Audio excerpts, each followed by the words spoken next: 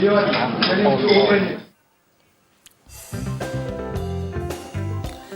surprise that Twitter is on fire this morning, no doubt, with the conversation taking place and racism being the topic we're discussing here on the program. At Morning Live, SABC, that's where you can get hold of us. Hashtag TNA BizBrief. Let me read a couple of the comments and the questions that have been coming through. Barry saying, it's a discussion that needs to take place. Openly and frankly, it has festered far too long. Barry, thanks very much for your comments. Farai saying, it is good for everyone, black and white, to work together without any racism. We love and care for one another. All right, that's from Farai. Hassani saying, the ANC was elected into office to end racism, and they look surprised it is there to their advantage. Okay, let me read that again. The ANC was elected into office to end racism, and they look surprised it is there to their advantage. All right. Tommy Danson saying, this continuous racism is building anger. It's building anger. It's up and down. Racism builds anger in blacks and remind us of the pains and the wounds. Let's demolish the comfort zone that the whites are in. That's from Tommy Danson. Chandra is saying, blacks are also colonialists. SA originally belonged to the San. All the black tribes came from the north. All right, Chandra, thanks very much for writing into us. And then there's comments coming on saying that whites actually look like monkeys and things like that. I'm not going to go into those if you don't mind. I don't think we want to get into that kind of conversation here. There are a couple of conversations, though, talking about when are we going to see more whites moving into locations? When are we going to see them living on the outskirts of town? Because that's basically how it's actually going to find that equalism. Here we go. Shana again saying, apartheid and racism will end when all races live in townships like KwaMashu, Inanda, Soweto, and other townships as well. Shana writing to us once again. Here's another one. Gogolicious saying, racism will fall when we don't have Oranje and when land distribution is fair. There's many comments coming through, and if you would like to, please go down. Please come back for us. And here's just one more. Judy Stevens saying, for Vut closed down the mission schools, science and maths removed from higher learning, we have a huge debt to repay. All right, let's continue on this conversation, and perhaps we can add in some of the views of South Africans. Those are just a few of the loads and loads of tweets that have come through. Peter. All right, okay. I think you've heard the gist of some of the comments that were being passed on. Maybe just to very briefly, 30 seconds each, just what's come up from what you've heard and would you like to comment on? Well, it's very clear to me that the hurt of racism is such a deep thing in our country. And we have to put that in a very bold way on the table, but come to understand it. If we don't understand what this hurt is all about and engage with it in ways which both heal us and give us a sense of where it is that we should be going, we're going to stay in trouble. How do you fix that hurt? Is it white people saying, I'm sorry? I've heard them saying that all the time, and I'm still hurting. What is it? It has to be demonstrated in people's personal behavior, in the way in which people engage with others, in each other's presence, and it has to be, frankly, that people of privilege, not just white people, have to give people who are disadvantaged a whole lot more. We've got to make it possible for the very poor to be able to imagine the possibility that they could also be people with dignity. It's a structural necessity in our lives right now. Kelly? I think if we listened, it's quite clear that we see a tit-for-tat kind of reaction. You are racist, and then there's a backlash on that. And I think if we want to solve this issue, because it takes us into a downward spiral, we must say, if you feel yourself a victim and you feel that your human dignity is being infringed upon, irrespective if you're black or white, if you're a victim, you can also become a perpetrator. And what we are hearing now is from all sides, people feeling themselves a victim either from government or because of what the whites are doing, but then the response is to become a perpetrator of racist remarks. And that is education that we need to do, not only at schools, but I think parents have a responsibility, organizations have a responsibility, and this is part of when we do our youth training in AfriForum. This is something that we lead. You cannot fight for your own rights or for respect towards yourself if you disrespect others. And that is a message that we need to bring out strongly towards the country. How are we going to integrate society? How do we get to a point where we're all enjoying a poiki or we're enjoying a chisinyama and we're just doing it and we're not thinking about this guy's black, this guy's white, this guy's colored, this guy's Indian? How do we get there? I think when we can move beyond the perpetrator-victim agenda in the debate now, I'm not saying we should deny history, but as long as anything that happens in the country, the debate is being formed around those issues, and the perpetrators can never be right. If you're white and you make a statement, it's racist, even if you might have a valid point. And if you're a victim and you're black and you make a racist statement, you can't be racist. And that leads to further polarization. And if we can move beyond that point where I think people are comfortable with one another for who they are and not where they come from, then we'll move forward. All right. The other two, I'm going to ask you to comment as the questions come through. But I would just like actually to ask Ntate Matola Motsecha, because I know that he knows his history very well, and I've often interviewed him. And I just want you to give us a perspective, actually, because we constantly get disinformed about the history. We've heard about blacks being colonialists and so on and so forth. I don't know if you could just paint a picture for us, just to put everything into context. And I'm from Zimbabwe. I look at great Zimbabwe, and I just see in awe the engineering that was there, Mapungubwe, in awe at some of the things that I see. But if you could just put it all into context for us in terms of our origins as a people. I think the starting point is that human history has been falsified. And this falsified history is what has been and still is being taught in schools and universities. So white people are victims of this false history. Because, for instance, I've just come back from the Sudan. They took me to all the old temples. These temples are called the Amun temples. And all religions, when they pray, they end up by saying Amen. The Muslim says Amin. But nobody accepts the fact that the word Amen does not exist anywhere in the world except in Africa. And I inspected the temples in the Sudan, which are modeled like the Great Zimbabwe Temple, like Mutokolwe Temple here in Limpopo. And when I look at the temples, Rome, everywhere in Europe, they are modeled on black African temples.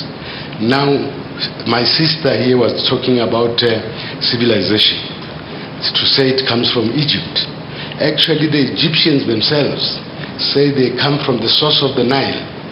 The Ethiopians say that the Egyptians are their children.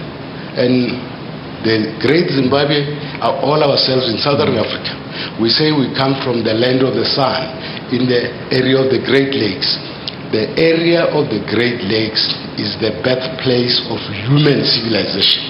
And this human civilization traveled to Egypt, to Israel, to Greece and Rome. What Europe did, they inherited African civilization. What you call the European Renaissance was actually came about as a result of the rediscovery of ancient Egyptian knowledge, which came from so-called Black Africa. So unless and until we rewrite human history, starting with the center of Africa, and therefore writing history from an African-centered perspective. We are not going to defeat racism. And I agree with everybody that racism is in the mind, but the white mind is shaped by a wrong history which we ourselves are using our political power, we are using our institutions to perpetuate. So I pity the white people. They are victims of an old age problem, and we cannot say to them, change. We must change the system and they will change. But otherwise it's not going to happen because we debate it. We must go into action, develop an interdisciplinary and an intersectoral program to combat racism. Okay, thank you very much indeed. Always insightful. Okay, table number 10, Malebo Gololo. Malebo Gololo. Okay. Okay, I'm going to direct my comment and question to Mr. Crow. And I think what the problem that I have with you, Mr. Crow, is that you are reacting instead of actually listening to what we are saying. And that is the problem with white privilege in South Africa. They refuse to acknowledge that white privilege is a problem. And although I am going to direct this question to you and I already anticipate what you're going to say, I'll indulge you anyway. The problem is we need to start talking about the decolonization project in South Africa. And that can only come through restitution and not reformation. So I want to know, are white people prepared to start talking about restitution to realize their role in how they own and they are the majority in the economics of South Africa? And because until we address that issue that white people are the majority when it comes to economics, things like political power, things like a coconut such as myself getting educated are really, really futile. Like Dr. Mutsecha says right now, that we as black people, we need to start grouping ourselves together and start reclaiming who we are in South Africa. But we also can't do that until white people actually realize that they need to start talking restitution. We've been seeing what's happening with all the protests. And young people who are called the born frees are starting to talk violence. Are we going to wait for violence before we address the land question, or is it going to be top of your list? And this is also referring to Roots' speech the other day when he said black people are racist. And that is also another thing when we call black people racist and we start criminalizing racism, because it is going to put black people at the end of the spectrum, and we need to start now talking about the real issue of decolonization. Thank you very much. Okay, Kelly? Yes, thank you very much for the question. I think it's wrong to say black people are racist. The fact is there are racists among black people as there are racists amongst white people. But the fortunate thing is if you move into society, I think the vast majority of people in the country want to live in harmony and want to foster mutual recognition and respect. Maybe the person that asked the question also didn't listen to what I said. The fact is, I'm not saying it should be in this country business as usual and we just go on as it is. We have a huge inequality problem in the country. We have a huge lack of participation in the economy. But the problem is where the person that asked the question is not listening, is how we are saying to tackle this issue. We must tackle inequality and poverty and not racialize the issue. Of course, the vast majority of poor people in the country are black. There are also poor whites, but a much smaller number. So if you're going to tackle poverty, you're going to help people not because they are black, but because they are poor and in need of help. And that's why we, from our side, support the fact that we should make sure that our schooling system works. Because if you're going to have these artificial measures at the top, but you don't have skilled people to take those opportunities, you'll have a small group of people that will benefit and benefit and benefit again, and will become rich. And of course, someone will say, I said it shouldn't be black rich people, there must be many black rich people. But one of the big things is the spirit of restitution. and that are white people willing to say, do you know what? I wouldn't be here today if it wasn't for this system, and as a result of that, this is what I'm going to do. I've got 500 acres of land I'm going to give away. I'm not going to wait for... Not 500, 5,000. 5,000. I'm going to give away 3,000, not wait for willing buyer, willing seller. I'm literally just going to say, do you know what? I'm going to give away because it's the right thing to do. Let me tell you what, I don't have land, by the way. My parents, my father died a poor man, and we had to support him in the end. So this is also, there's a lot of rich white people, but not everybody is in that position. But I can tell you what I'm doing. Half of my year, it's more than 180 days a year. I work simply to pay taxes, but also then to pay for things that we have a duplicate system where government does not have good service delivery. So that is a good contribution that people are making already. But by simply saying you make no contribution to this country, you don't want to help anybody, that creates this spiral of polarization, because then there's a backlash. That's why people get angry. You simply don't contribute anything, and then you start making stupid statements. And we must just say, I think, as I said, I don't prefer to call myself a white. I would rather call myself an Afrikaner. African. What about a South African? Anyway, also, I have multiple identities. No, Kali, you so contradict yourself in this discussion, and always, of course. But, the point is this. If you accept that we have inequality in the country, and we need to address it, and yet you can take this government, democratic government, to the UN, you and your bodies of solidarity, and to repeal what you call discriminatory policies. I mean, where are you?